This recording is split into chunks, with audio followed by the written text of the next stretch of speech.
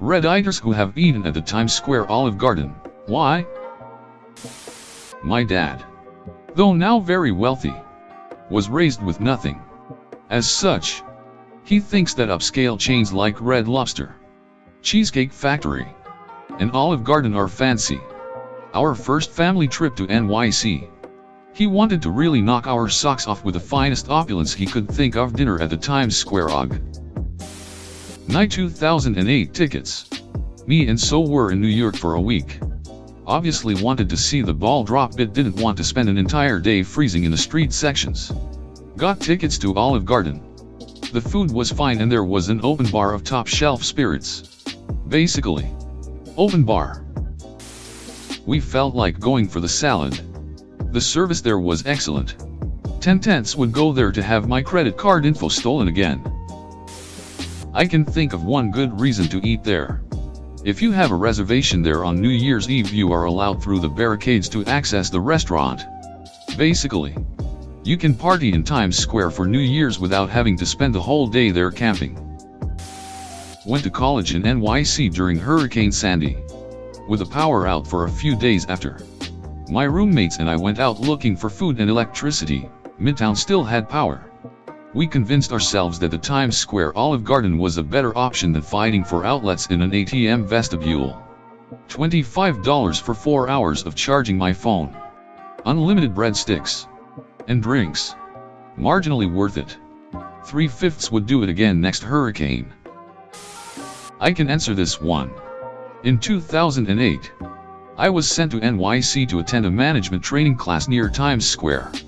I was very junior/entry level and I think that my boss really just wanted to let me go on the trip as a perk. Anyway, we had a variety of people in our class from other companies who wanted to go out to lunch. Olive Garden is relatively cheap and could seat a large group.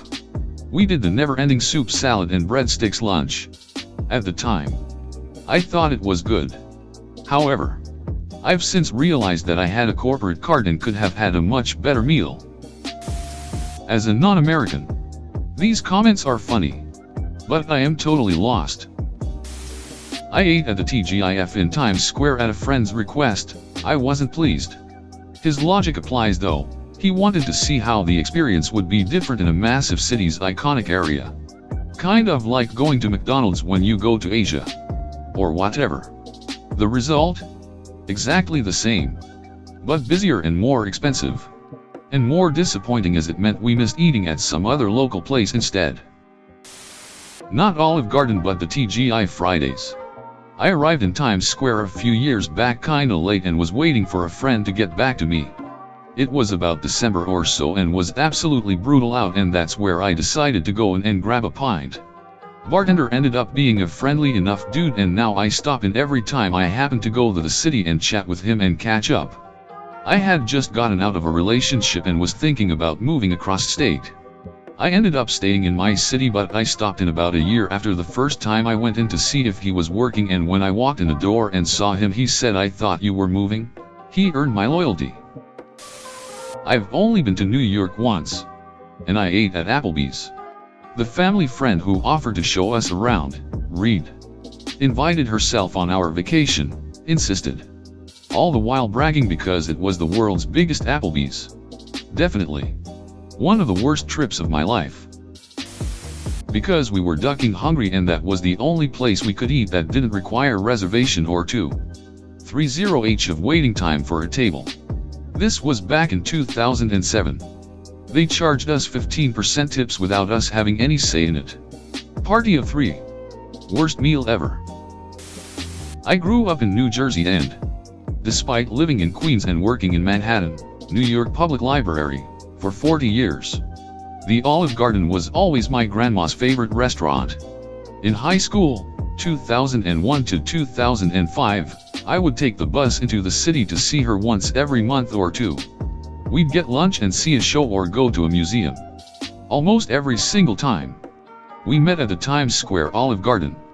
Honestly, salad and breadsticks aren't bad. Though there were a million other restaurants I'd rather have eaten as a 15 to 18-year-old. Tourist, jet-lagged, hungry, Overexcited about being in New York. Slightly intimidated by the whole thing. Really hungry. I've done similar. Like Pizza Hut in Paris. Sometimes you don't want to shop around. And you know exactly what's on the menu and what to expect. I'm out of the loop here.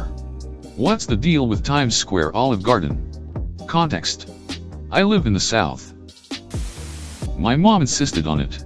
I had the mushroom ravioli and I put a bunch of breadsticks in my backpack to snack on later. LOL. Because my kids were being tired jerks after a day of sightseeing and it didn't have a 90-minute wait. We were all disappointed in our meals though. And I felt remorse for taking the easy way out. Me and my boyfriend went to the Guy Fieri's bar by Times Square last time I was in NYC. For a few reasons. A. They show diners, drive-ins and dives in the UK and we wanted to get a picture by the Flavor Town sign. B. We were waiting for an ill-advised transfer to Newark and wanted a pint. C. We'd been to lots of great craft beer places already and wanted a cheesy, touristy experience. I love NYC and have been to lots of authentic places. But we have those in London too. Sometimes you want to go to the flashy tourist places because they are unique to the city too. I've been to the Red Lobster in Times Square too. We don't have Red Lobsters or Olive Gardens in the UK. Of course they are not great seafood or Italian restaurants, but I can go to one of those in London. It's for American tourists who are scared to try actual NYC restaurants, and bored locals who are doing it for shits and giggles. When I was a local, we took a foodie friend to the Times Square Fridays for his birthday as a special treat. As for the tourists, sigh. If only there was a subsection of Manhattan where Italian immigrants historically settled, and subsequently opened good restaurants with actual, honest and decent food. In Italy. But, little? Yeah. It would be great if such a thing existed. My friend and her family were visiting the city and going to a Broadway show and lunch and invited me to join them. When I heard they decided on, and were excited about, Olive Garden, I was too nice to tell them what a horrible idea it was. But hey, free lunch. ITT. Food snobs who give off an extreme air of being too good for Olive Garden. Food snobs are the worst. I have lived in NYC over 20 years. In college, my roommate's mom got her Olive Garden gift cards for some reason. I assume it's the one place that I had back home and in New York. This was pre-Amazon and internet really. We went and the food sucked and I hated just being there knowing, as I did, that better food was elsewhere. But my roommate had said come to Olive Garden with me. I have gift cards. And then, when the bill came, she paid her portion with the gift cards and told me what cash I needed to give to cover my portion. That sucked. My sister has literally no taste for good food. None. Her ideal dinner out is Harvey's or Swiss Chalet. When we visited NYC, we were passing through Times Square on our first night when she spots Olive Garden and basically squeals. Since we were all tired and hungry, we gave in. She thought the food was so good, and she ordered a glass of wine and everything. Whereas I picked at a ravioli that tasted like a microwave dinner and vowed to never let her choose the restaurant ever again. Our family ended up at an Olive Garden in a mall in Abu Dhabi while vacationing a few years ago and made fun of ourselves for it. Americans who just wanted a simple, predictable meal. We now hit one up if it's convenient whenever we travel as a joke. We never go to OG in our normal life and haven't been to one since our Times Square visit a couple years ago.